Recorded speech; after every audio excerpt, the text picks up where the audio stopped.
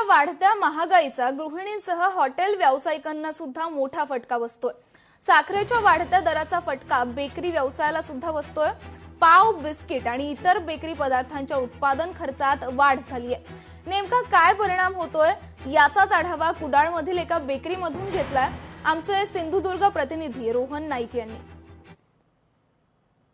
गणपती सण अवघ्या काही दिवसावर येऊन ठेपला असताना साखरेच्या किमतीत मोठी वाढ झालेली आहे।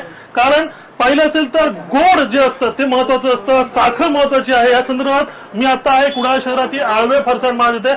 आपण पाहू शकतो जे गोड पदार्थ बनवले साखरेपासून बनवले त्याच्या किमती आपण पाहू शकतो। स्पेशल पेढा असेल, फिका पेढा असेल, A1 पेढा असेल, त्यानंतर जी मिठाई असेल, मोतीचूर जे लाडू आहे त्या जे वेगवेगळ्या पद्धतीचे लाडू असतील यामध्ये साखरेचा वापर केला जातो आणि साखर वाढली जवळपास 25 ते 30% ही साखर वाढली, जवळपास 80च्या घरात पोहोचलेली आहे। साखरेचं प्रमाण हे आता बऱ्यापैकी म्हणजे एक 30 ते 40 रुपये वाढ झाली आणि ती पण मेन गणेश उत्सवाच्या मेन ह्याच्यावरच झाले तोंडावर।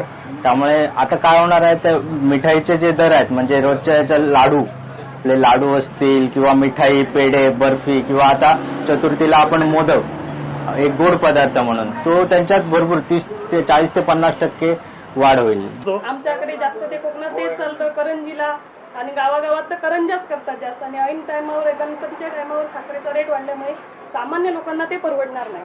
एकंदरीत पाहिलं असेल तर साखरेचा जो दरवाढीचा फटका आहे तो यावेळी तर कोकणातील गणेशोत्सवामध्ये जाणून येणार आहे। कारण अनेक पदार्थ बेकरीचे पावडर असतील, पाव असतील, जे मोतीचूर लाडू असतील, हे पदार्थ यांच्यामध्ये किमतीत वाढ झाल्याचं आपल्याला पाहायला मिळत आहे। रोहन नाईक, लोकशाही मराठी, सिंधुदुर्ग।